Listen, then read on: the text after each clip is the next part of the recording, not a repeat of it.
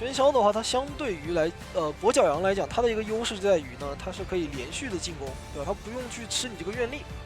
像年景的话，它喧嚣比较难受的一个点就是在于，而且前期的话，可能它的自保能力相对来说会有点小弱嘛。不过这个点的话，其实也是不太冲着这个逃脱大师去了，就看一下要不要去考虑这个教授。好，来看一下监管者第一波的一个水选择啊，这里也是先去赶一下教授的位置。果冻的话也是没有选择拉开这个区域，等于是走到脸上，直接来一个近身博弈。是，而且这个点的话，其实感觉荡神过去可能也是要被他其放到这个地实下标记的。是等于说以身入局了，要去自己扛这个压力，因为他反正是有回光返照的嘛。不过往前走的话，其实感觉金像标记会上的比较快呀。因为教授的话，他毕竟这个鳞片是有延迟生效的一个效果的，还是比较好去操作喧嚣的。但第二波上球也很快，而且这个时候鳞片已经进入了 CD。是的，直接拿到一刀，而且第二段时候你又是一个双球，熟练度太高了。现在就差最后的一个金下标记了。马上配合自己的一个张狂解锁一阶技能就可以秒掉了。看这个飞轮的操作，再骗飞轮一刀，直接击倒，拿到了一个恐惧震慑。那这个二阶也会解锁的比较快啊。技能的话，其实也是没有吃出来。这把年景他是选择带了一个移形，其实他追双导的一个能力是很强的。感觉年景他对于你求生者牵制思路的把控，他是掌握的很仔细的。对，他知道你每一波要怎么样去衔接自己的技能，而他熟练度太高了。是的，等张狂的时候，其实他也是不太着急，过来还骗了一个飞轮。求生者这边是希望教授来扛压的，但是你这波牵制的一个时间感觉并不是很理想。看一下这边叫鳞片，然后直接保一个无伤救，把被动给打出来。那这个救人还是很赚的。对吧？你救人位过来是没有掉一个状态，等于是拖到了外面两个人的一个换血唯一时间啊，各拖20秒，而且陶大师自己也能去修机，甚至还可以担任一个二救。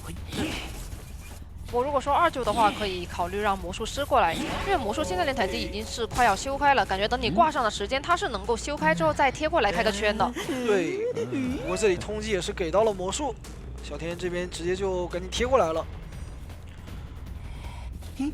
哎，一个空中飞人，水流很高，贴到脸上，魔术王逼出来，那还是不会造成一个拦截的。不过这里的话，身上已经有一个双球了，对，但有双倒的风险啊。感觉可以去摊一波魔术的双倒，但是感觉位置上面跟角度是不太好。保了一手稳，而且他利用这个红球去封住教授的技能，然后再用黑球去打，这样的话你是交不出技能的，很细节年景。但现在的话，其实也是有一定的风险，风险就在于你其实移形没有吃出来。我现在挂完小果冻，我可以移形到魔术的附近。是的，因为年景他是知道魔术是大概的一个跑点方向的。那这样的话，把人挂到中场，其实对于求生者来讲还是被辐射到了很大的一个压力，因为你这个技能在手上，配合他的一个通缉，他可以随时去选择换追节奏。是的，那现在的话，脸上是看到了487的脚印。没错。487这里的话需要牵制很长的时间啊。不过还好，他本身也是带了一手飞轮。先把一层火给浇掉。这边有没有一个双击直接上双球的说法？直接有了，而且配合二阶的一个技能，还有消掉，但是还是被击倒了。连续3波的一个双球，而且这边直接交移形，再过来压迫到逃脱大师。是的，因为逃脱大师的话，刚刚是满状态走的，所以他想先摊一个逃脱大师的状态。年景这手喧嚣真的有点势不可当啊！这2台密码机虽然说挺多，但暂时的话是没有办法修开。是的，陶大师这个时候一定要防守住，作为队伍里唯一一个满状态的人，他现在如果掉状态的话，这个局势就会非常难打。对，不过这个点位倒是也还行。还好是扛住这个压力。那你找了个角度，直接飞到2楼来。但这样子的话，其实这个操作非常好，但是还是受伤了。不过那边已经拖到了自己。小明的话，他是没有回光返照的。对的，被打倒了。这里还好没有地下室啊。不过这里的话，其实是压到了几台遗产的。因为这2台比较近的密码机都是遗产。不过它有一个3层咒术了，它应该是可以去操作的。对，强行把它开掉了。好，把火给浇掉。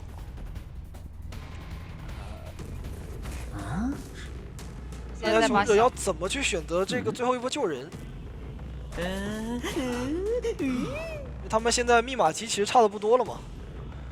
哎，陶大师把自己换到487脸上，487提前就位了，很好的一个配合。是好像因为这个时间的话，他是没有办法第一时间掏的。对，身位上面其实是有一点点被架住了。哎，两栋空中飞人都没有飞到2楼去。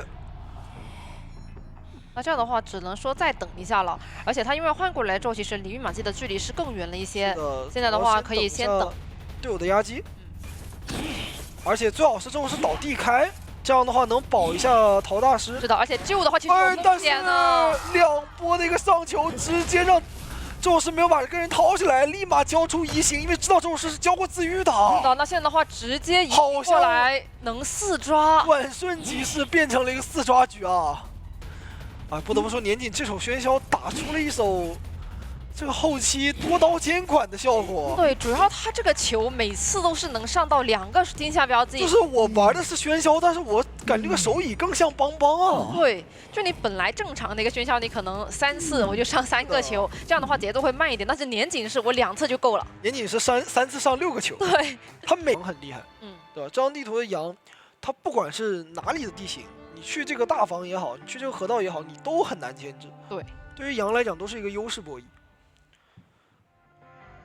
其实这个选点对于宠爱来讲还是可以接受的，因为你人等于说是扎堆儿嘛。那我羊的话，开局我可以赶3个人，然后攒我的愿力。对，何乐而不为呢？而且那个点的话，好，选择肯定还是往河道这边去压迫的。是，而且幸运儿本身也是选的最近嘛，肯定是要在你还没开始翻箱子的时候先过来压迫一下。前面这个位置的话，感觉就有拿刀的一个机会了呀。哎，找到陶大师，先去帮忙放一个迷烟炉，藏一下视野。哎，感觉有点想要去找无心了。对，陶大师这边吸引到了，那抓他的话也可以，这边被动打掉，而且他这个位置很差，可能有2刀，哇！那无心这边就很尴尬了。是的。不过还好，外面其实也还有2个化险为夷，能够去救了之后拖。是的，直接预判无心的一个位置，配合这样的一个迷烟炉跳下来，这里这个烟炉要掉了呀，感觉要倒了。第2个笼子直接去击倒，而且能够干扰到中场以及大房那个密码机。不过他挂大房的话，其实阿策那边已经是提前拉走了一下，是的，有防范到的。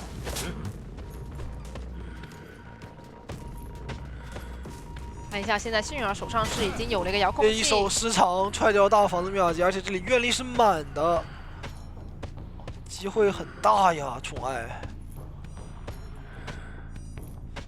看第1波的一个救人，应该还是由木偶师来，可以选择焦路一些掏，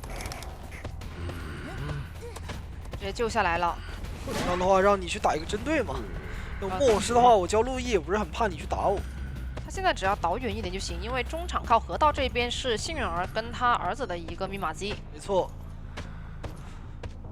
这样的话，无心也是只能选择倒在一个角落里去强拖时间了。这把的话，外面放出一个幸运儿密码机，其实可以弥补回来的。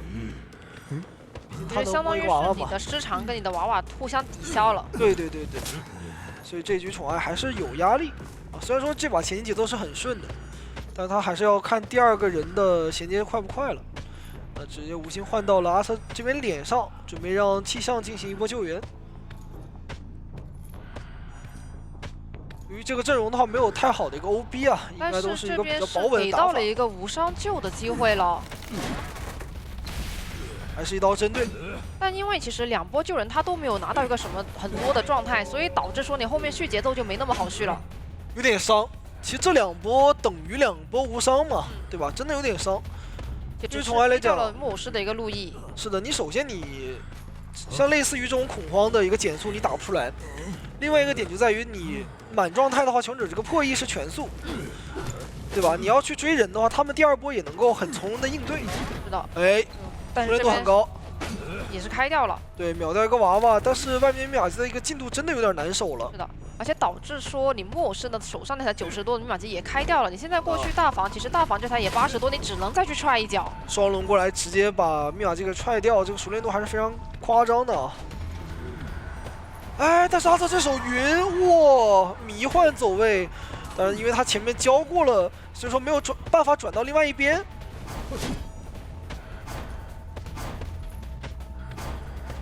一下，这个围龙还是得废掉了。掉了。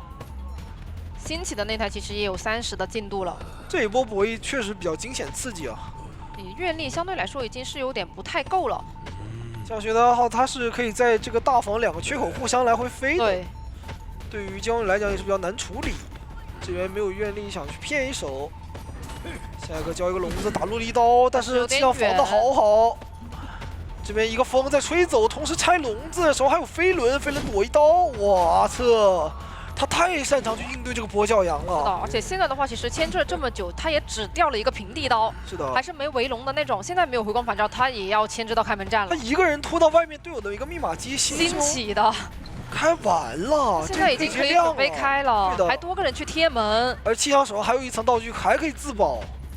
出来这里要迅速的秒掉气象，但是有点不太好秒，因为被风吹过来，但是也秒不了，因为这个地方的话，其实两边的板子都还在。是的，而且还有一定区域的黑龙，不太好去处理。这边这个笼子又掉了，没关系，它是一个半中，它可以接过来给他来一刀，但是门要开了。这个时候不能选择挂人了，得接船。那门已经开，船感觉都有点极限。2个人已经冲出了门，家的一个运营实在是太好了。啊，这把阿策后期拖了非常久的时间，他是拖到你新起的密码机加2个点门的时间。宠爱这把其实是一个天胡开局，但是问题在于什么呢？2波无伤救人加第2个人天秀操作，是。就是我的一个救人没问题，然后第2波压力又扛住了，把你这个断节奏。对，杂货商他其实本身追小女孩，我觉得也没有一个特别大的优势。他其实这把最好追的人是大辅，对，可以考虑一下了已经。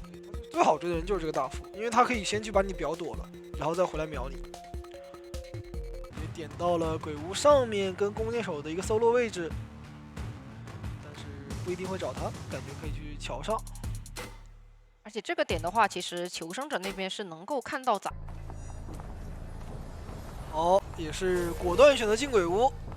那这个时候呢，弓箭手刚上楼，但手上是没有藤蔓的，这个碎石也不好的预判，卡着狩猎本能，要等个藤蔓去追击了。还是得先跟了之后，然后你才能去追。哎，这个门关了，这种进不去，这边想要打断，但没有打断，被咬住，可以。夜雨他这把有说法呀，因为你这个位置还是很差的，这感觉是有机会去进行快速击倒的。对，一个碎石还炸到了。那虽然说被晕了，但是无关痛痒。再把这个门一开，再开门过来，再被射晕，但是位置转不了点，影响不是很大。而且目前的话，因为还是在一个40多秒的节奏，感觉要倒了。后跳躲一下，有飞轮能操作吗？一个续刀。飞轮，然后可以下板，看一下这波开门，但是赤虎这边是挡到了。哇，这个道具消耗很快，手上技能也好了，直接交移形，但是，这个门反而是给赤红钻，但赤红第一时间是卡魔了，没有钻到门里去。对，不过其实我觉得这个牵制也还行了，因为他其实是也把这个技能给他吃出来了，比起预想那个时间其实会更久一些。哎，就是可惜了，他这波本来可以向死而生的，对吧？这个移形交过来之后翻板加速，然后配合前面。残留的那个门是可以牵制起来的，是反而是有点给机会了，而且他移形下来的一个落点其实并不是特别好。而这里阿策直接被看到了，那这一波手乙的话，打出节奏就有机会了呀。而且阿策这边是目前身位有点不太够。对的，小女孩有一个飞轮，哎，碎石炸没有炸到，但是杂货商的话去搏震慑能力还是有的，这里选择直接出刀。那弓箭手的话，可以直接倒到最边上去。第2波的话，还可以让大副过来去刷一波化险为夷。我这里也是被藤蔓锁住，开出了2阶。局势的话还是比较倾向于我们监管者的。这把就看他第2波的一个手乙，或者说第2个人的节奏要怎么衔接了。救的话，其实压力并不是特别大，也是展示了一个小技巧。站台上开门，然后过来顺便把这个人挂了。手上有2个碎石，也可以在以前吸一个地，有机会吗？再绕一下，锁一下，但是碎石没有炸到，但这边打一刀操刀很快。可惜他们到双倒，那只能去追一下弓箭了。这是抽到了。不过其实整体的局势，我觉得目前对求生者来说也还可以接受。是的，他们也可以利用小女孩配合大副补状态，或者说补密码机。因为你差的其实是3个小半台。因为你这个化险为夷实在是太权威了。这你像从2站那边跑到起点最里面，然后再挂上，这一来一回就30多秒的时间，然后你再去找人，对吧？然后就剩2个半台，那边还在调状态，这个浪费的时间就太久了。这样的话，藤蔓往外去排，手上这个移形，看能不能直接精准的定位啊？不过吴昕手上的话，其实也有香水跟表。对的，是把小女孩给摸好。吴昕的话，他毕竟是一个半状态，一路排过来，应该是已经发现人大概的一个位置对，了。看到脚印了。对的，想在这边提前开门，思路很清晰，直接漏了脚印。那这个那是直接交表，他怕被藤蔓预判到。不过那边已经是贴上了密码机了。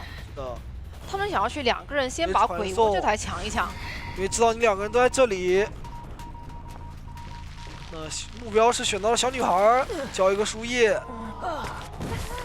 然后再给飞轮，但是刀感觉还是要吃。但其实整体来说也不是特别好续节奏，就看一下能不能抓住这个小女孩没有回光返照这一波的机会了。是的。这边的话要等自己下一个开门，或者踩板也可以。哦，直接绕路了。先去炸一下，抽刀直接过板。密码机的话是外围新起了一台，这个追击还是很快的，这密码机第一时间压不好。那小女孩是没有回光返照的，这把多抓面有，就看一下业余怎么样去处理他后期的一个开门战了。这把其实是比较偏3抓的一个局面。对，只要打到小女孩的一手针对，然后配合她自己的一个底牌就可以赢，因为已经切过传送了嘛。还在等，先等一下吴昕那边密码机再破译一点。是的，毕竟密码机进度的话才刚来到80，而且那边贴门也是需要一段时间。不过鬼屋2楼卡的话，其实对于变换来说还是比较舒服的。对，对于求生者的话，他们应该是先奔着走一个去打的。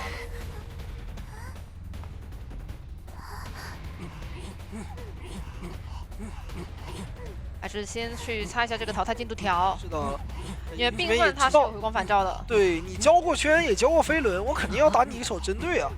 你就算说想要扛刀，但是我有碎石，下来炸你们2个就行了。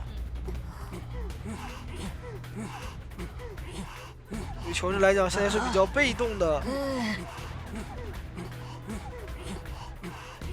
他这样，我觉得唯一能带来的收益就是拖到小女孩的一个输液和飞轮。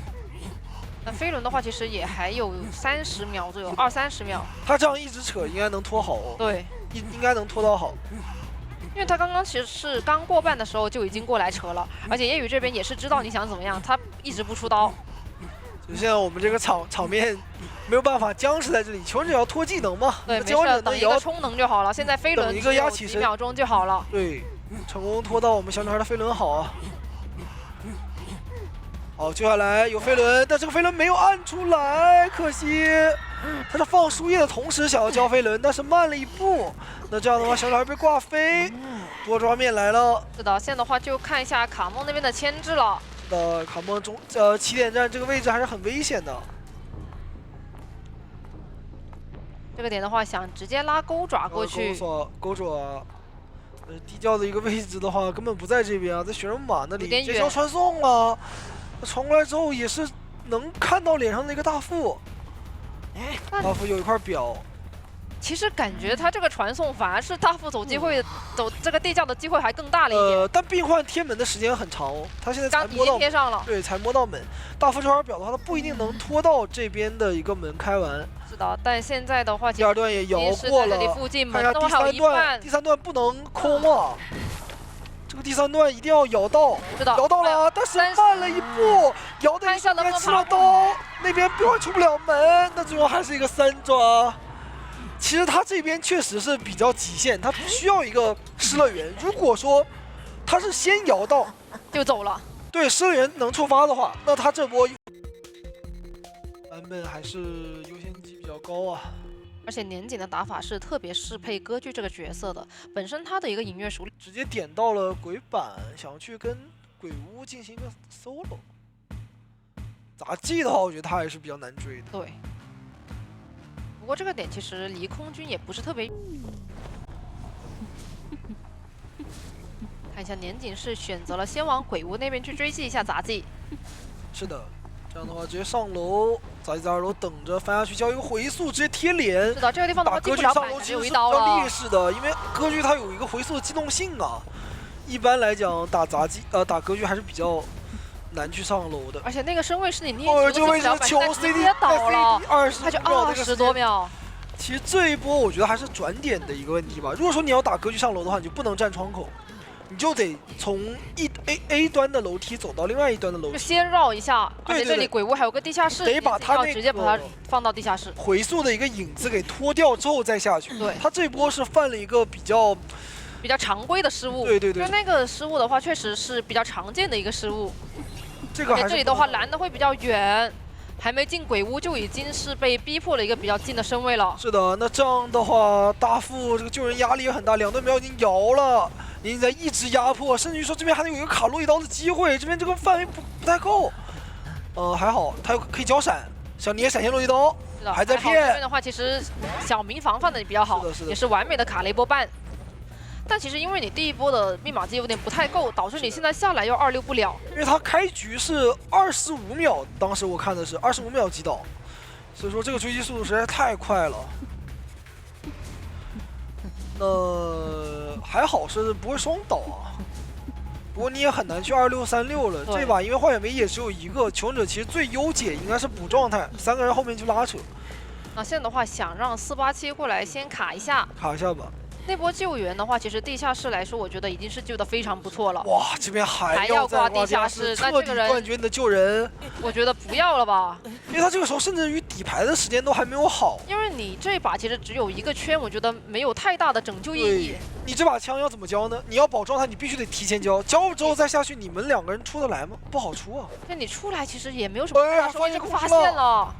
那这里的话真不好下去啊。对这个地方的，的话，其实躲枪也挺好躲。哎，想打一个出刀后摇的僵直，结果枪开了，飞轮也交了，人下不去了呀，还不自己还要走吗？继续节奏，这个位置想去扛压很难，2个小短板要挨刀了。刀了，有点溃不成闪军了呀。现没吃，我现在上去，这波我直接就是一个闪现跟过来，说实话，就是前期失误导致连锁反应，这边可以直接交闪落过来，那也牵制不动了。一刀带走，又是一个地下室，雪球彻底滚起来了，雪崩了呀！这下本来就只有一个圈，硬救没救下来之后，自己还要下去。说实话，感觉这一局真的就是求生者一环扣一环，就是直接后面整个崩掉了。我觉得其实到那个阶段已经是不是一个要去抢、要去争的局了，要去想想办法，先跑一个争到第3局。其实这把枪，哪怕你命中了，你能为这局游戏带来多少收益呢？你救下来之后，其实2个人没圈还是出不来啊，还是出不来。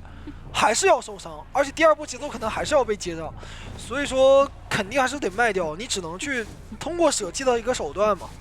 那现在的一个节奏，第2个人已经即将过半，但是密码机还差将近2台。是的，而且我往这边一靠，我齐尔明呢，一看桥上在修机，我继续追小明。先奔着走一个吧，现在一定是想奔着走一个去打了。走一个来说的话，密码机差的有点多。他们可能要去打那种不自愈的一个思路了，就是我倒地了一直留。但是问题是，这个过板拿到刀，对这个打法的话，可能密码机稍微多一点会稍微好打一点点，现在差的有点多。主要是现在年纪容度太高了。且大副那边如果实在不行，我还有一波跨人的机会，你再让他坐一会儿。这个局势下来讲，想不4抓真的是很难很难。刚刚气象是在桥上修机，我从起点过来，你只能在终点站。是的。现在这个排尔明其实也没有一个太大的时间能拖了。而且，对于年景来讲，你这个大副，等下你就算快飞了，我把你往椅子上一挂，哎，你耐坐的特性又发挥出来了，对吧？到时候你把你一挂，你又能坐1分钟。这边也是成功的找到了气象啊。直接交一个层云往上飞，但是有回速，还不能往站台上面走。但现在对于年景来说是一个完全优势的博弈，他一点都不着急，而且求生者的道具总是会被耗光的。这个我觉得4抓面是99.9%，很难去走一个。前面把确实节枫叶交掉奏会掉的有点太多了，对的就已经多到一个有点无法挽回的地步了因为。就算你再起，你这个密码机也补不完，你只能去跟监管者一直的博弈。是的，加上年景那边也是捏了一个传送，对他只需要慢慢去追击，然后把这个气象打倒就行。你看天的这个牵制是非常好的，非常秀的，他的道具跟板区博弈都很好，对都拉满了。但大副他这边就是不敢起，对，而且可惜他这个牵制是因为在比较后面比较劣势一个对局了嘛，所以就有点无效牵制。虽然说是牵制的很好，没办法，对吧？因为你这个时候你大副你如果说起了的话，你就等于把这个最后的机会给掉，是的，那只能让他一直溜。但是没有人在修机，我就等于一直单练，对吧？这边也是把气象击倒了。是，但大副那边他其实可以隐约过去慢慢找就行他。就一直爬嘛，想去爬一个比较隐秘的地方，但是对于一个机动性比较高的歌剧来讲，还是比较难躲的。好像还被看到了，哎，没看到，没，还需要一点排点的时间。擦肩而过。不过问题也不是很大，还能继续找一找。是的。对于年纪来讲的话，他现在容速太高了。而且他其实可以排的时间会比较多。如果说在这边还没看到的话，其实就差不多要回了。因为他当时击倒大副的话，就是在一个起点到2站的一个方向，所以说这个人你想爬得远也很难。刚才路过了。哎，现在的话已经是往回排，往另一个方向排。还有考虑到大副可能会贴这个墙边，这里看到了然后往远爬，所以说他也过来贴墙了。非常好的一个意识，那这样的话，气象的一个自愈应该也是压好了。这边选择牵一手人，哎，但是他那边交了一个自愈，要不要选择不挂呢？想挂，还是选择了直接挂。对，因为大副这边比较耐做嘛，交了一个传送，先封住你往桥对岸拉点的一个思路，然后再从外由内进行一个夹击，然后再回头看一下大副附近的耳鸣，这个排点思路，他等于画了一个天罗地网，他把你包在里面了。是的，那往前的话，其实耳鸣就要起了，这里应该是已经发现了。是的，你不在桥上，不在帐篷，你终点站想耳鸣，那你只能在这个角落里啊。那现在大副的话，其实还有半挂。应该是没有什么说法，只有最后的一个道具了。气象这边被击倒，那拿下一波4抓呀，年纪呀，太夸张了，真的有点摧枯拉朽。2局的一个4抓喧嚣歌剧啊，一首高熟练度喧嚣，一首摧枯拉朽的歌剧，直接终结了比赛。是的，那也是恭喜 GR 获得了本场比赛的胜利。是的。哇，这个进展的非常的快，前期没选到他脸上，他可能就直接2个道具了。通常幸运儿应该会选择一个小船，然后呢，在大船这个位置的话，给到一些单化险为夷的人。看一下他们会不会再让像木偶师这样的去多带一手，还是说觉得波拉点，我要么往小木屋进行牵制，要不然的话，我可以在双11进行绕。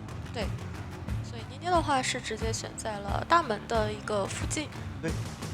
那这里的话，想要追幸运儿就有点难了，只能去追这个木偶。但是木偶既然选择在这里没有选择大船，好的，进入到比赛画面上来是先去找这个木偶，木偶先藏，打算拿藏来先拖出自己的一个牵制时间。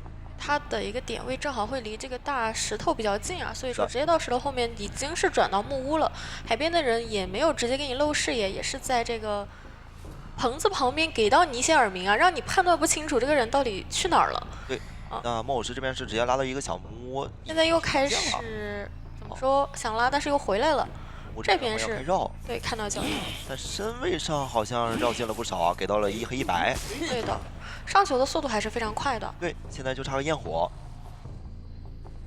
目前可以不用变身，这个身距应该是追不上的啊，能翻。不过接下来的话，到板子必须要盖了。先变身了，对，提前变吧，不然的话，这边捏捏也是在用焰火舞台去烫他的。是的，这里得进行2次变身，但是容易直接锁住。哦呦，还是摁出来了。是的，但现在的话还是有点受限，因为这边其实没有太多的一个板窗资源了。对，有点会在平地被架住。捏捏这边刚才绕场谢幕，他其实转瓦了。如果说能转的早一点的话，木偶师他刚刚技能其实就被锁住。这边的话，最后一波变身也是给逼出来了。在等，对，感觉就是拖一下这个的时间了。是，木偶师牵制喧嚣的话，其实他也没有什么太好的办法。对，主要这个点位的话，已经被架入到这个单板了。对，给到双重机器这边上球也是比较快，牵制时间的话，现在也是在一个1分半。密码机加起来的话是有一个将近2台，然后外面的话幸运儿的傀儡应该也是在破亿了。没错，这个遥控玩偶在外边破1密码机，其实就能破开那1台了。那看一下这边是让奈奈的骑士先过来进行救援，哇，全都预测中了。然后还能保证自己一个无伤走。对，哇，这边还有一个砸头，因为本身他没有化险为夷的话，花瓷就是有26空间的。没错。那这边给自己争取了更久的一个时间。但这里的牵制，等一下我再一变身，其实这个牵制时间就能满足出这个化险为夷了。对，差不多相当于我给你套了个化险为夷，而且是个无伤。还能再拖。终于是再次击倒，等一下就要看这个守门人过来给这个化险为夷。现在的话也是直接下场过来了，因为刚刚看一下笑笑的位置还是比较远的，对，而且2波通缉都是给到了他。这个通缉其实就不太好了嘛，让自己就是只能就必须要到椅子面前，你不能说再拖时间了。你在外面的话，年年这边也会过来逼你。密码机的量其实就能到达一个4台，这来是不太好争的，只能就是说先保着自己。守门人跟木偶是必须要分开跑。防止一个双倒，那就看一下花瓷这边，哦，还是要尽量去拖一拖时间。是的，万一呢？你万一要能拖出一个化险为夷，慢5秒时间，其实也是赚的。多了一个变身的话，就多了更久。是，那这里好像就不太好牵制了。是，倒地，倒个离椅子位置比较远的，让监护者多费一些时间。密码机外边呢已经是差不多亮了4台了，那个遥控玩偶到时候可以去让守门人进行波补状态。对，就留一丝丝的电量，感觉挂上之后这台90多的密码机还是差一点啊，93。是的。小迪的幸运儿现在也是直接摸出来一个把信号枪。现在笑笑到娃娃那里补上状态以后就可以不要娃娃了。对，外边密码机现在的话还差1台，到时候幸运儿还得直接去修一台新的，守门人过来补这台遗产。这边也是博到了一个砸头的，没错。他现在需要带走，他不能就是说倒到海边。你要倒到海边，监护者其实他不会愿意去管海边的密码机，他要管的是谁呢？他要管的是幸运儿。对，哦，那这边的话一个飞轮也是躲掉了刚刚那个双手惊喜。是的。主要是这台机太多了，一碰就开。所以那这里一旦要倒到海边的话，我就可以先挂海边，然后我去抓了这边的一个小迪。他想要离小迪近一点，或者说到脸上直接放。我直接上船去抓一下他，还是说想挂上去啊？不，他想这也太难了。因为上面椅子实在离得太远了，要是想挂，到时候他就能挣扎下来了。但只要小迪这边的话，其实手里的道具也比较多嘛，而且有队友的一个爆点，也不太会说留在上面给你机会。是的，求生者这边也是直接防了。那年年这边索恩也是认为你防了，那我就直接拖传送。只要你密码机现在停止不动的，我这边的传送我就可以拖好。求生者这边也可以赶紧说让守门人也去海侧那边重新修一台。对的，尽量的提起来自己的一个密码机速度。这边已经看到一点脚印了。年年现在有点需要节奏，因为他是没有带板球的。一旦真要打一个3人开门战，到时候他这个能抓几个就不好说了。他是一定不能让这个幸运儿在开门战保证一个满状态的。这里再赶一赶，看能不能去拿点状态伤害。放出一瓶香水。想摸起来，其实给他省一下自己的一个自愈。是的。那这样的话，注意力又转移到说再次击倒奈奈上，那小迪就回到了一个安全身位上了。这里击倒之后就可以直接挂中场了，然后看谁来救，应该是守门人再来。对，幸运儿他没有带一个回光返照。对，如果他来救援掉状态会被针对的。没错，年年现在是想要让笑笑这边的话提前来救，因为你要是说过早来救，密码机现在他还不够。是看目前那个样子，包括守门人是满状态加有铲的话，还是能够保证压好再救人的。不知道年年能不能反应过来，守门人现在是没铲子了。他铲子现在剩余量的话没有多少，他现在其实也可以去追这个守门人，想要直接去追骑士。保了满状态，主要是奈奈他是有留了一个头盔的。哎呦，这个局面我不太好说呀，因为大门现在马上就要破亿到了，到时候幸运儿再过来帮手忙，3个人其实一起冲大门就有点难受了。对，这边有一个射加速，幸运儿手里是有枪的。是的，那你现在就不太舒服了。小船了一半，但是传过来这边守门人手里有一个很小的残铲。是的，但给他锁住了，目前用不出来。那边补上状态，哇，这个局面他们真的觉得他们就想打这个门。对，因为这个枪还在我手里，没错。而且门的进度其实这边自己也是有数的。是，这里即使守门人倒了，你这边的大门也只能去先挂他，挂完了他之后再去守这个门。而且这边的椅子其实离门都会比较近一点点啊，对，一边是一个大石头，一边是一个船下，再挂远一点点的话，看能不能挂得到。他想离门近一点，对，但是这边想挂远，想让他走不了这个门，因为他心里也知道你心源一直没有动这个信号枪的，但你这样拉得远，你除非能快速击倒他，风技能不让用。先去进行一个陪跑，猜中了。这边是一个相持相持，然后这里的话帮忙扛，门现在已经开了，主要还是需要那把枪，主要是看那把枪中了，那这样拦不住啊。所以说，在这个局面啊，你不带挽留是真的很难去把握住后边的这个局面，你到底能不能平啊？这把的话，可能天赋上会稍微不太一样，感觉这个挽留是要带的。对，因为如果说是给到了球城一个多人开门战的话，这个挽留还是能帮他再去多留一个人的。是的，挽留加张狂，然后自己手上再带个移形，对，带一个位移的技能就克人了。这里的点位其实就要看自己的监管者运气好不好了。你如果运气好一点呢，双11那边刷一台，然后小船没刷机，这个木偶师其实他中间好的进入到比赛画面上来是直接去往中场找回忆。回忆的守门人吗？找他这个化险为夷，其实带的也比较偏多。你魔术师到时候木偶都可以救啊。对。赶到现在一个双11，哎，小船这边是刷了灭马器的，但其实监管者运气不太好。对，外面球商起修的速度是比较快。对。那回忆这里的话，进入到双10也是提前把铲先给出来了，省一下道具。是的，这里想打一个双球，但是回忆这边很聪明，直接贴着墙，没能给到一个双球机会。这的话，两个分身是只上到了一个粘土啊，但是回来又给到了一个标记。现在就差个焰火，这个板子能直接下的，没下，拖了一下，自己在蹲铲蹲了一个完整的。那这一波还是会比较安全的。是，这里直接出土了，没有打算拿这个土多扛一些伤害。那这样双球给到的那这里可能要倒了，对，因为刚刚如果一直在嗯土里的话，其实是可以减缓吃第一刀的一个速度的。是，但我觉得他可能想尽量多省一下道具，因为如果前期把铲子耗光的话，后面每一波救起来他没有任何牵制的可能了。但问题在于你后边给到的都是化险为夷，你这个铲子剩不剩就比较亏。对，你交的也比较亏。你在化险为夷阶段的时候，你就算用了这个铲子，我感觉这个牵制时间其实也拉远不到哪里去。就还是就直接交光，然后再加上2个化险为夷，拖时间会更多一点。也再给一个状态的伤害。波克现在其实救人，看能不能多摊一点了，让白鹿这边。对，还是摊到蛮多的，有点多了。对，这边的话想摊一下双倒，确实感觉很有这个机会啊。连接跳过来，但是波克这边好像走位比较好，没能给到这机会。是的，还是躲掉了。直接土用了，但是现在有一个化险为夷。这就是我说的问题，而且主要是已经开2阶了，对吧？我尽早的把你这个盾土给打出来，也不妨碍我继续把你给击倒。是的，你这个盾土其实在化险为夷阶段，你去用出来并没有多大的作用。看一下，接下来如果要再套一个化险为的话，得让空调这边赶过来了。这个化险为夷还是不得不使出来的，因为你现在过客丢的状态太多了，到时候移形过去抓这个木偶是扛不住。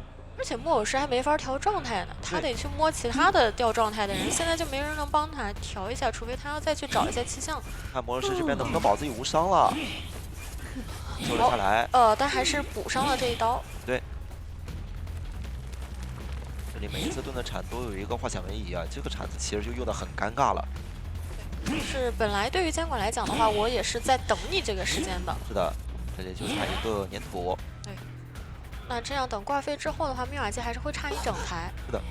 球商那边是已经有提前做好一个准备，已经开了第6台密码机了。没错，目前白鹿现在是可以争的，不论是他找魔术师也好，还是找这个木偶，他都是可以进行追击。对，这2个其实在面见2阶的情况下还是很难牵制。哎，空调现在还在破译，但现在其实移形可以直接赶过去了。对，因为大概挂完人的时候就能透到这边大门的一个人影啊。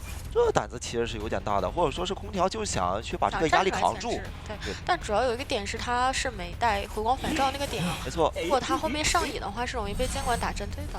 但他这技能已经是用出来了，你的飞轮刚刚用了，能感觉出来你是没有带回光返照，你这后边怎么去跑开呢？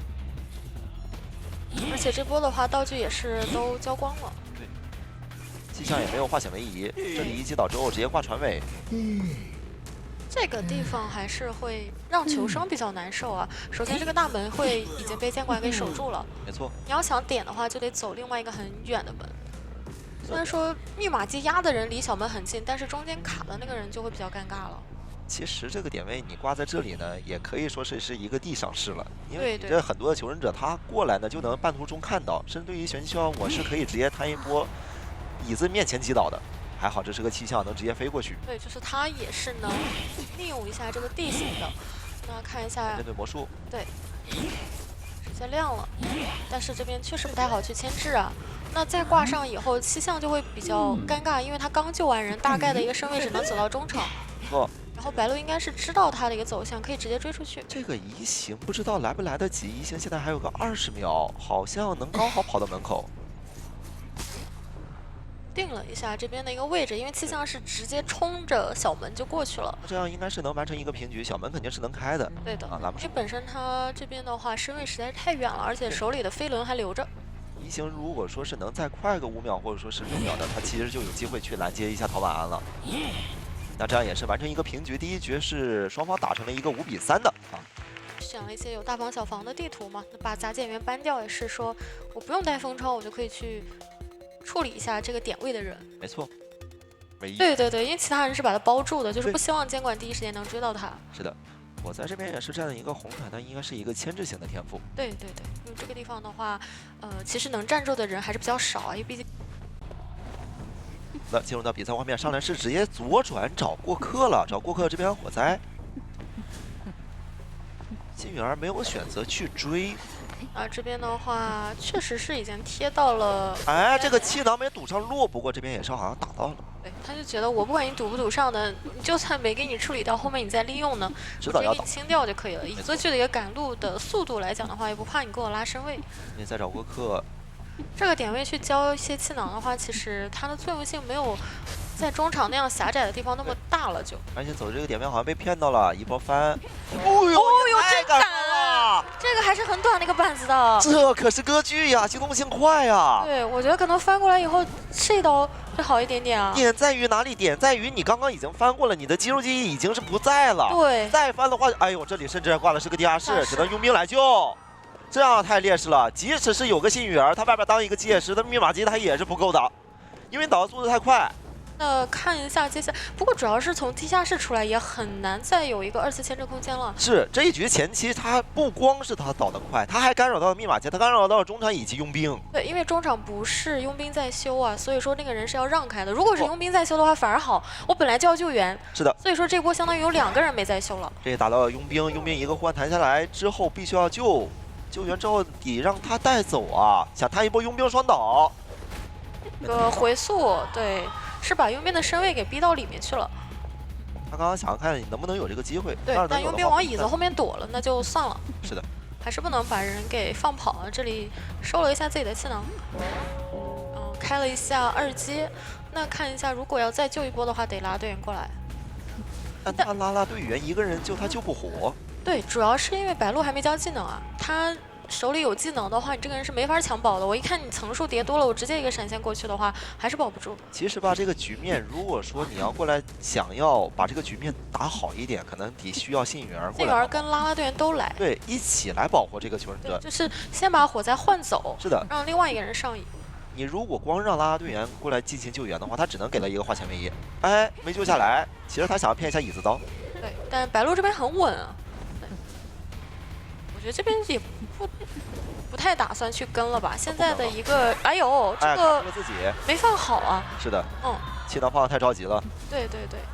那这里倒地的话，就先完成一波挂飞了。但是现在的局面其实让监控者他有一个朝着4面去抓的。对，因为外面半状态的人很多，而且密码机也不够，以及白鹿手里的技能是好的。没错。他无论是走过去用闪现击倒，还是直接切技能，都会让对面的求生压力很大。抓谁都行了，他现在手里有闪现，我抓幸运儿，我其实也能简单的去解决掉。而且中场这台密码机也很尴尬，就是比较难去修了。现在。现在只要有一个人倒地，后边场其实白鹿就能控住了，看能不能找到。这边哦，找到空调，空调这边现在是已经在大石头后面蹲着了。哦呦，一个闪现，但不太好躲，能躲掉吗？哦，还是倒了，不是他找的也太准了，他就知道人就一定在这后面蹲着。对你没有什么其他地方能跑了。交闪现也是确定有人在这后面嘛？那这样直接续了一个2手节奏，佣兵还是个半状态，不能来救人。是的，陶满这边是摸到一把信号枪，但位置有点远呀，他从墓地过来的。对，这个人都不太好去卡这个半啊。是的，不过他不太确定你这个幸运儿到底在哪里，所以提前回溯，怕被偷。那还是看到他的一个位置比较远，而且主要是这个过程中，就算你能贴到，但回忆这边是没有办法破译的，所以密码机也是停的一个状态。这把枪最好是保证自己一个满状态救人。而且这个淘汰进度的话也是比较极限了。我一哦，夺枪墙上，然后过半了。那哦过半的话就肯定打你了，让你赶紧救下来。密码机现在差1台半多啊。对，然后他队员没有牵制的机会啊，那对直接挂飞，外面2个半状态。再完成一个淘汰。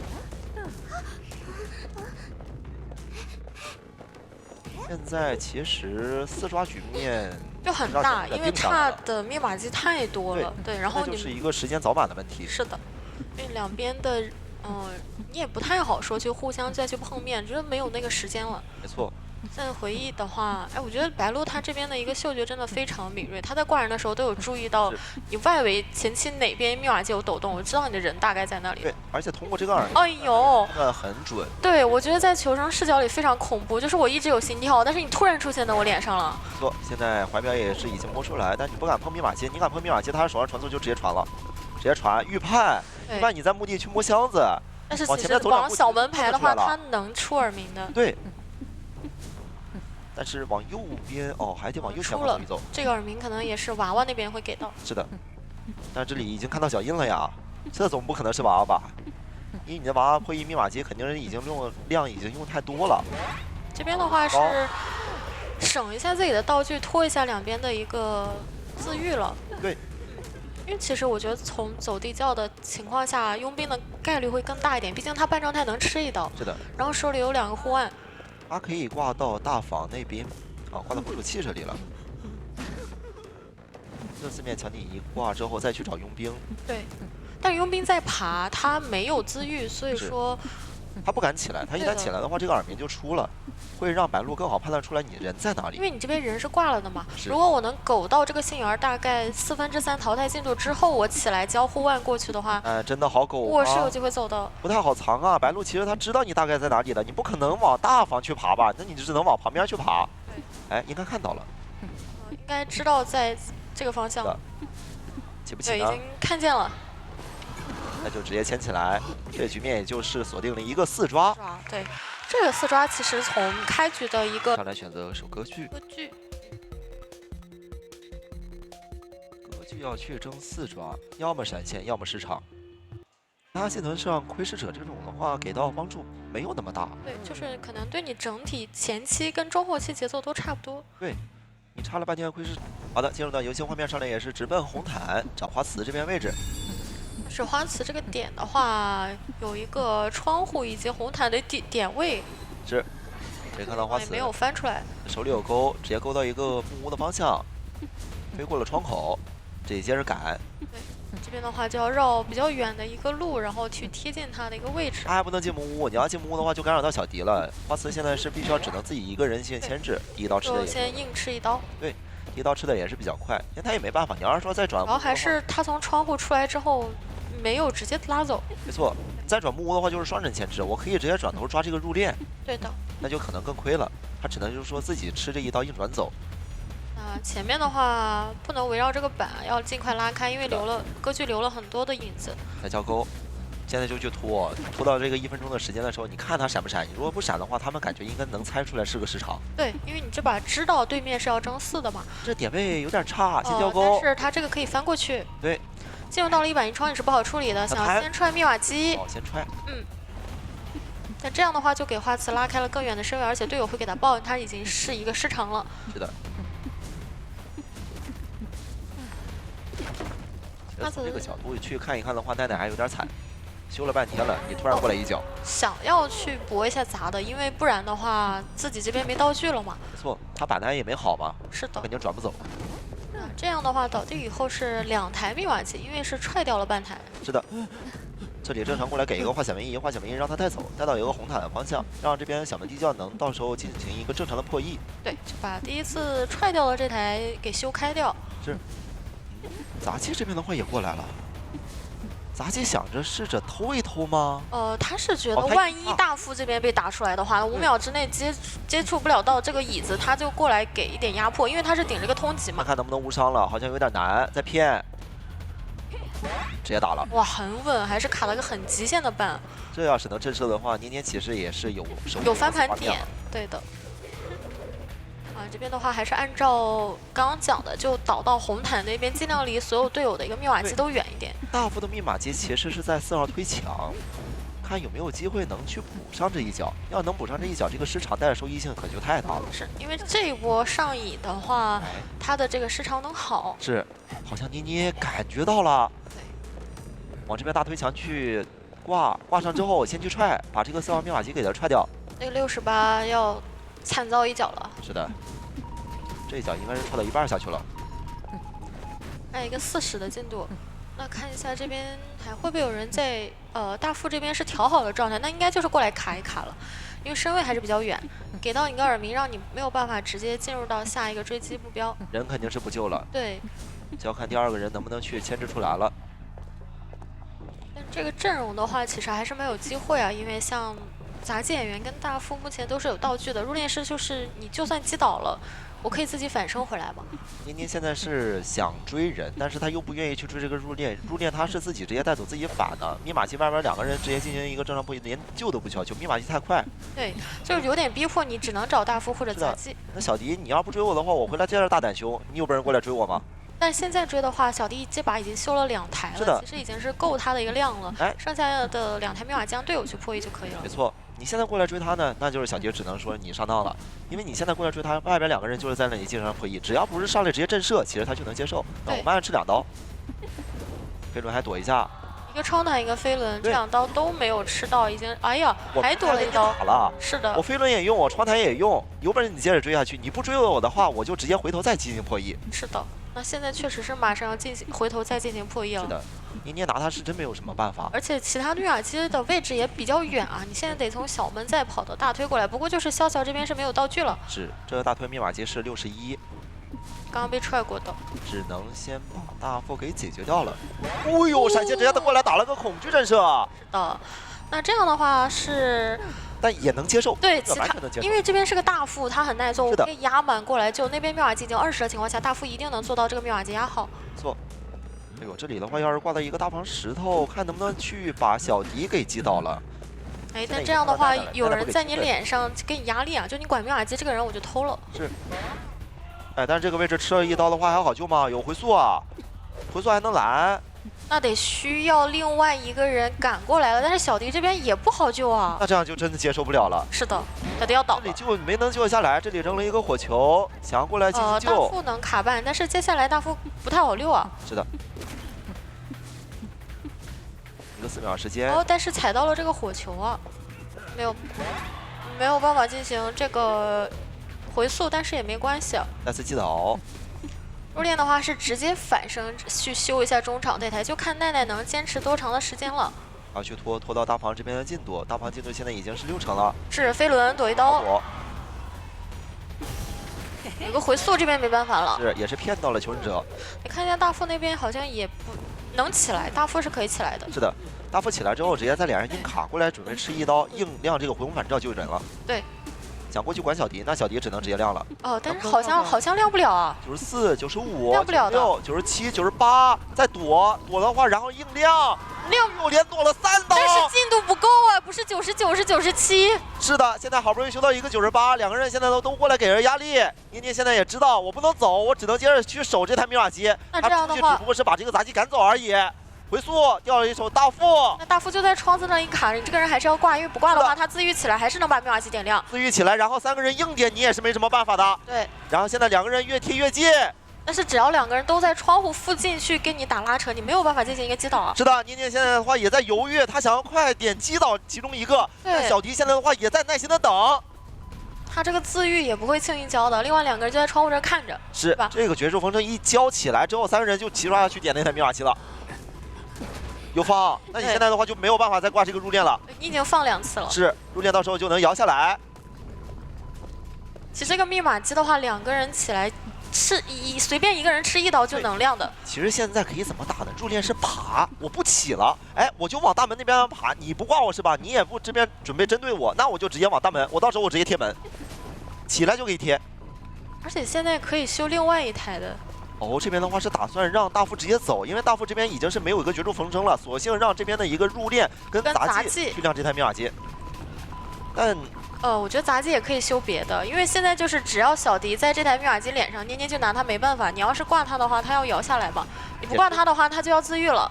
所以说求生直接修别的，结果也没招。这监控者还真没有什么办法。对他手里是个已经切闪了嘛，硬等你啊。对啊，那就等到杂技那边修开。入殓不管是往大门爬药，还是在大房这一站，你捏捏只能看着他。对你要是敢出去，我就贴着密码机交个自愈，把密码机点了。现在不着急起。对，这个我觉得可能还是在骗。对，求生那边就是，如果你敢打杂技1刀，擦刀时间，入殓就起来把密码机点了。对，他不上当的。那边我就点。所以说现在对于捏捏来讲就很难受，很致命。对，这个局面就很难受。而且大副那边我就是贴着这个门，反正这个密码机我们大概率是能修开的。直接明牌打。对。入殓的淘汰进度也还很多，杂技那边密码机也已经70的一个进度了。坏了，自己这手上有闪现，用不出来呀。打了，那这样入殓是起来把密码机亮开，然后还扣了一个火球，让他没有办法快速击倒他。是的，大副的话第一时间点到门。是的。你是闪现的技能，你没有办法赶到小门的，那这样的应该是个平局。是，这里一个蓄力刀，躲一刀，手里还有2颗白球，这白球旁边还有个地窖，对，也不去了，直接就是在原地等。我就在原地牵制你嘛，对。是。而且我也是有自愈的，你还是要挂。对，捏捏这也没有办法直接闪现过墙，想去赶，但是确实来不太及。是的，这边人一走也是知道自己局面保一个平局，那也是直接可以恭喜 MRC 赢得了本场比赛的胜利。所以我感觉他们真的反应太快了，就是刚刚我们看那个更占优势一点，是。但是对于逃脱大师来说的话，可能就比较考验你的一个围龙释放，以及对面的逃脱大师的迷烟路的释放精准度。对，因为我们其实前面也看到过有跛脚羊去追逃脱大师的这么一个打法嘛，但是那一把是后来小心后期的这个弓箭手，万一密码机看够了，他来拖一下。来看一下悬点，中场魔术2楼下的逃脱大师，墓地外的飞行家以及学校门的一个弓箭手。然后跛脚羊这边是选择了墓地最里面。这波开局如果追磊磊的飞行家啊，窥视者加围龙加飞行家自己的低 buff， 我都不敢想象他下板得有多慢，很难博弈，得靠飞行器的使用啊。对。这里江秋也是果然冲着飞行家去了，但是好像想绕一下，目标其实是中场的魔术师。对，那3根魔术棒的魔术师在3板的位置提前等好，进入追击的时间其实还是挺快的，20秒就开始进入追击。对，第一个围容把人架到了双11边上，那个棒规避一下，那这里有刀了。哦呦，那这个拿刀很快啊，而且你魔术棒也是交了的。对，他的魔术棒没有用来木压出刀，而是用来了提前给自己一个小加速。这种情况下，其实他的魔术棒没有发挥出最大的效果。这边的话要看第2个魔术棒能不能木压一个出刀了。那江秋一直跟着走，有机会直接打倒了飞轮好了，但是下一波的笼子也好了，直接补一个，那应该是没有机会牵制了。最后一个魔术棒交出来，可以，但是这是一个黑龙，钻不过去。哇！那击倒的速度来讲还是比较快的，对，而且还能，他的倒地位置是比较靠近中场的，还可以利用窥视者去干扰一下密码机的破译嘛。没错，磊磊这边得被迫去墓地破译心机了，因为他这把是没有带化险为夷，所以最好是走吧。虽然说逃脱大师可以帮忙换一波位置，因为那边缓了一下穷者的破译节奏。对。因为那边一定会被插上窥视者的，你哪怕这边上等，那你回来也得去拆那个眼，也是要浪费时间。这一刀打出被动，无伤救下来，那这波救人是很成功的。对，他有点不确定魔术师的一个走位了，看一下魔术师，这里还是比较快的去找到了他的一个走位。对，弓箭手已经靠了过来，在旁边已经被 OB 了。是的，而且江秋现在愿力值其实是不太多的，只能再放一个围龙了。想尽快再打出2阶。是。就看周末接下来这波 OB 如何，这可以放单向龙，直接关注。周末也是逼了点愿力，应该是打算走了。这把椅子的话，其实也没必要强行去换，就让他在原地多拖点时间就可以了。是这个地方江秋一定是要逼你救的，但是对周末来讲，也要多拖一下椅子上穷者的淘汰进度。看一下能不能救人前先拿一刀，那这样就很赚了。下一波上个撕裂，对，下一波弓箭手他就不太好帮忙扛刀。现在原地不动，等撕裂值掉了。一个后撤，哎呦，楼梯上没打到，但是江秋自己钻了下来。而且是在最后1秒的时候，撕裂值叠满了。是的，继续钻，再补一个围龙，一刀先打倒弓箭手，愿力值有点不太跟得上了，但外面的密码机差的还是挺多的。对，先放个插眼，限制一下弓箭手的自愈。是，地方再补一个单向龙，哎呦，哎，这个是下了板之后，然后一个黑龙的缘故，所以说是这被卡出来到了。是的，人被卡了出来。那看一下挂上还可以直接续弓箭手的节奏啊，这把的节奏还挺舒服的，甚至他直接去管密码机都行。也可以，对。想想愿力可能有点不太够啊，现在愿力回不上了之后又决定管密码机了。是的，感觉还是管密码机的收益更大点，因为这样的话还能逼出弓箭手他的一个绝处逢生。对。哎，你放笼子，我放迷烟龙。没错，两边的手食物的效果感觉都是非常的像啊。是，但是还是跛脚羊的技能可能更胜一筹。而且下一个围龙也好了，狮子这边是比较难以牵制了，想再绕回去吗？这边应该是牵制不动了。正砖直接打倒，而且甲门这里好像是一台遗产啊。而且你看最后的2台电机，一台是中场，一台是甲门，2台是很近的。没错。这个地方感觉挂在 S 板2台都可以辐射到，特别是弓箭手那边，他是可以选择主动出击的，因为弓箭手是没有绝处逢生，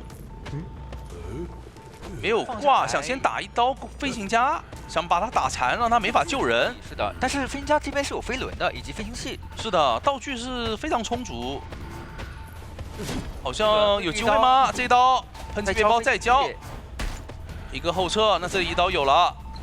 但是现在再去挂的话，我们看一下甲门的密码机其实已经很多了。应该是有机会能压好的。还要往前举，他放过一次了。这一波能下来了，为什么不直接挂2楼下那张椅子啊？可能没有计算好这个摇的挣扎的一个进度。是的。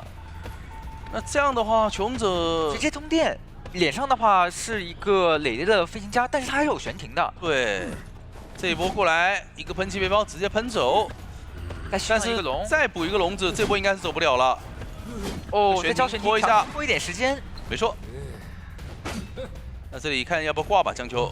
挂上的话，门是不太够，能开到60、70吧，大概。弓箭手已经在往外靠了，准备过来救人。哎，这边是切了个移形去预判你弓箭手卡人的位置。对，齐耳鸣了，他这里可以确定附近是有人的。怎么说？一个围龙过去应该能拦到弓箭手。看到了。钻了过来，有没有机会掏？没有。哦哟，那成功击倒应该是能打下一个3抓的。是的。一波3抓，其实当时如果说挂在2楼下的话，对于江秋来讲多一波手影嘛，而且能多攒很多的愿力值。幸运儿是他优势，对，他是类似于一个机械师的角色嘛。在打帮帮的时候是有一定的角色克制上的。那我直接把你追了不就好了嘛？那还是有一层博弈在，还是得看选点。哎，看幸运儿的位置离帮帮远不远？但我感觉他们当面摸的嘛。对，那这个点阿乐是没有上当啊，选到了红蝶河。那这样子脸上就是中场的幸运儿，可以考虑去追击一下。是的，是的，这边幸运儿的话应该会走通。对吧？如果是你玩幸运儿，你会选择翻什么道具呢？我会选择翻球，翻个球直接拉去。翻个球，对我也是这么想的。但是你看他没有选择去追幸运儿，反而是想对你的 OB 位目的的弓箭手进行开刀。但这样的话就等于说放了一个机械师在外面了呀。就他的一个第一波选择追击的话，他可能考虑到，如果我把弓箭手放出去之后，他之后会来 OB 我，反而说是让我很困扰。那我干脆从问题的根源解决你。这里一个5秒雷封住，但是没有看后面，皮皮张被个单雷给炸到了。那现在车封走位，车到了，又一个2连，怎么说？感觉要秒啊！直接翻窗！哇，这个击倒速度有一点太快了。是的，哎，他的后撤臂弩是什么时候用掉了吗？好像是被打断了，就是第2波他在原地站着等那个雷的时候，然后被打断掉了。那确实是比较快了。这个击倒速度来讲，那求生者现在陷入一个很尴尬的境地啊！你要救的话，你有一个救不下来或者说双倒的风险，并且这边直接隐形想拦截你的幸运儿，但幸运儿手上是有枪的，一个遥控雷还可以专门回去守。那这叫交枪吗？这距离够不够？交上了枪，让皮皮虾过来掩护，救了一个人。 也算是及时止损了。是的，但是也出动了2个人，接下来就得看皮皮张一个龙骨弓直没有接射射到，但还有一个病弩再补上，但这个撕裂值来讲是够出刀的。啊。那这波反而说是出动了2个人救援，你的幸运儿的信号枪也开掉了，但是还是没有拖过花卷唯一时间。没错，那下一波应该是要卖掉了。下一波再救的话，损失就有点惨重了。毕竟你第一波的一个。 蓄雷嘛，蓄雷可能说可以把人给炸掉，但是第2波的蓄雷我就无关紧要了。哎，你看安乐这边也是考虑到你可能会卖掉，所以我看到地下室我都不挂，我直接挂在外面，我给你机会可以，对我既能可以打电击压迫，我还可以说是逼你这边看有没有机会能再强行救一波。没错，这个点位也是看到了大副的脚印啊，遥控雷盲扔一下，但是枯草卡的位置还是比较若即若离的，有没有机会盲炸炸出来？如果盲炸炸出来的话，这个距离失了源5秒钟可能会救不到的。对，不一定能够救人的。哦，走位非常好，全部都没有掉的。对，在第3那边得赶紧摇了，摇了以后主动触发雷再去掏人。哎，他没有这么做，他是打了一个反心理。对，他甚至只吃到了1颗雷的伤害。是的，正常救邦邦的人，他会说先去触发这个雷，把自己的失乐园触发出来。飞轮再躲掉一波恶田。 这边阿乐的雷有点续不上，进到前面双11是有牵制机会的。是的，那这个地方能再炸一下，前面遥控雷哦，但是定时是反而是想扭这颗定时，但是接到了定时上面。是的，那这一波再把人挂飞，场上的密码机是不到3台啊。对于阿乐来讲，想续节奏还是比较好续的，直接大胆预判你这边的墓地大副。是的，毕竟你是在墓地救完人的嘛。现在先躲一下2段表。 用一些5秒雷轰一下窗户啊，不让你翻得太轻松。2连雷连上，没有炸到，而且第3段表也是成功摇到了。那对于安乐来讲，如果说能够把大副击倒，脸上有一个地下室，是有一波手椅的机会的。是的，求生者就会更难受了。一个2连雷炸到了，那这里可以出刀，哦，有过板刀。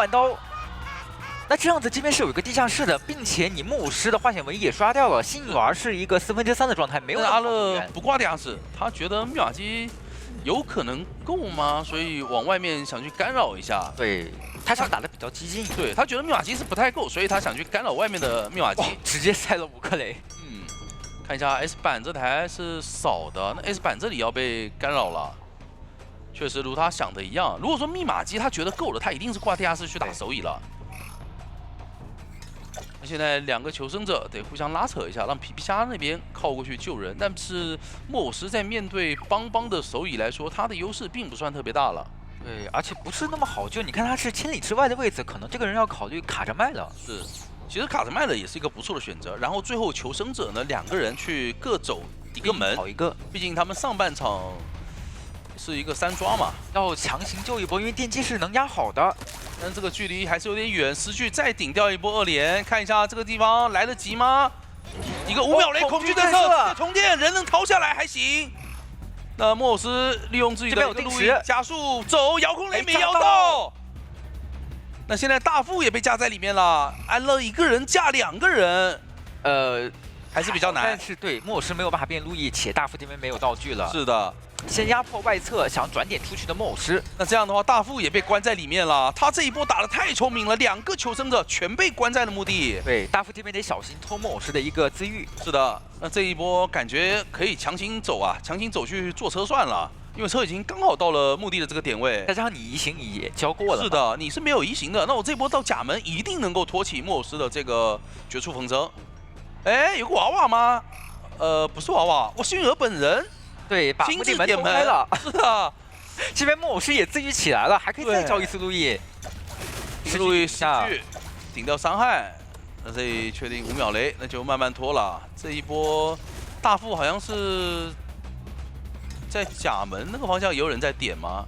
哦，不是，他是娃娃点掉了甲门，然后本体幸运儿是把墓地门给点开了。哦，双管齐下，说2个门我都可以点。那2个门都开了，而且确定你监管者是没有挽留的，这一波还要想拖。争。是的，因为大副的位置还没到门口嘛，对所以并且星儿得帮忙拖一下。而且你看他们为什么要争？因为信源他手上还有一个化险为夷，是的，看一下阿乐这边的一个挂人位置吧。你不能挂在这个地方，他挂这个地方风险性太大了。是，要挂吗？那这样子成都 GG 要不要考虑争手呢？还是说直接保兵也可以拿下比分？好像在许愿，看一下，两个互这换，里对，要来争吗？好像有点跃跃欲试了。这2个互换，我觉得弹出去，阿乐根本反应不过来，说实话。没有好像看到第一时间，哦，还是看到信看到了，源了。但这个距离说实话有点远啊，不能被打断。先一个互换到前面2楼下再弹一波，那这样2个互换直接可以救人。刷出化险为夷就可以成功走门3跑了。是的，阿乐有点没想到啊，星儿你也带一个单化险为夷吗？啊，这把是真的没有想到，开局击倒节奏非常快，但是呢，成都 GG 通过他的后期运营肯定是没有问题的嘛。是，他的后几手角色感觉还是比较多的。像小丑、杂货商、邦邦，对吧？然后还有破轮、鹿头，就他除了4大天王以外，还有很多角色可以打。你像如果说是必要时刻，他也可以掏出一手艾维嘛。是的。那这一手帮放在了大船，而囚徒反而说是放在了小船3川位置。这也是想骗一手，应该是想骗邦邦选到海边那个点位，但是这里仙妖梦也是直接选到了苞米地啊，可以直接封住大船。那囚徒还在脸上，脸上就是囚徒，很舒服。这个追击。那这个点应该没什么说法，直接冲着囚徒去了。这一波一定是要把这个囚徒给按在椅子上的。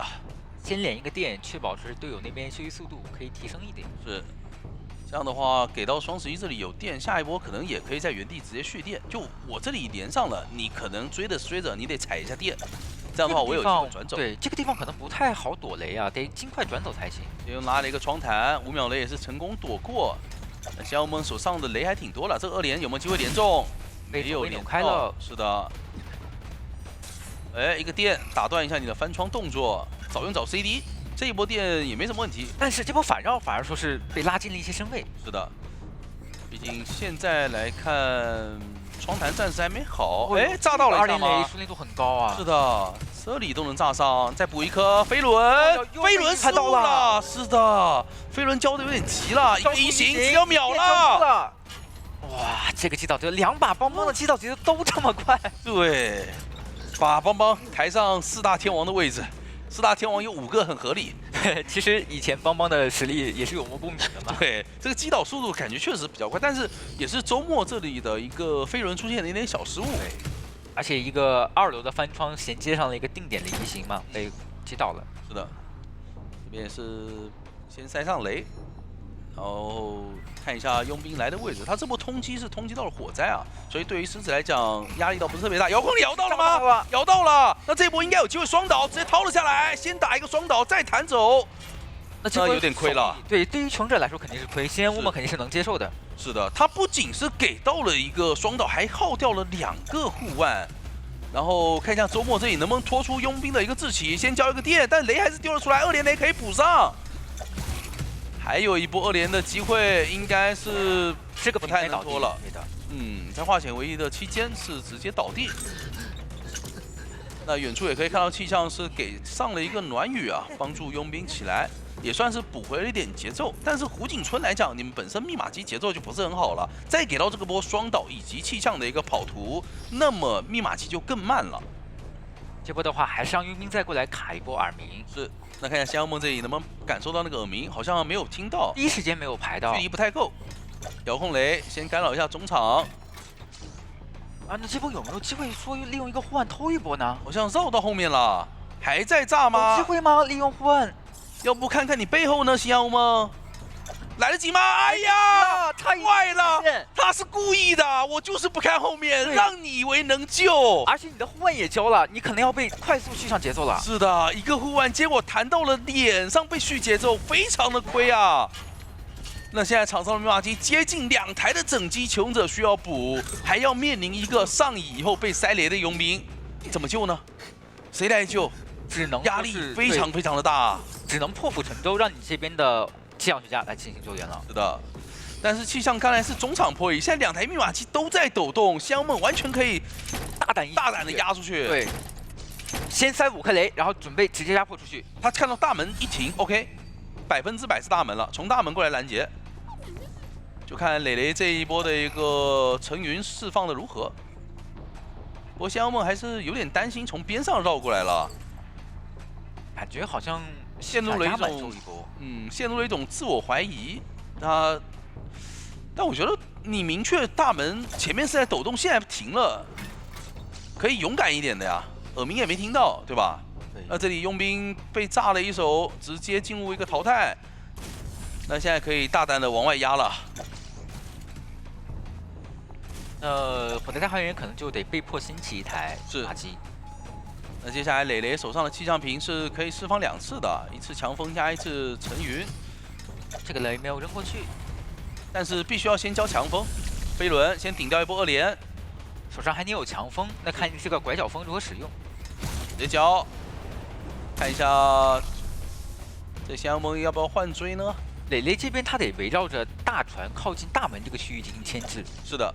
这样的话也不会干扰到海边队友的一个遗产。这一波走海边，然后再乘云升上甲板。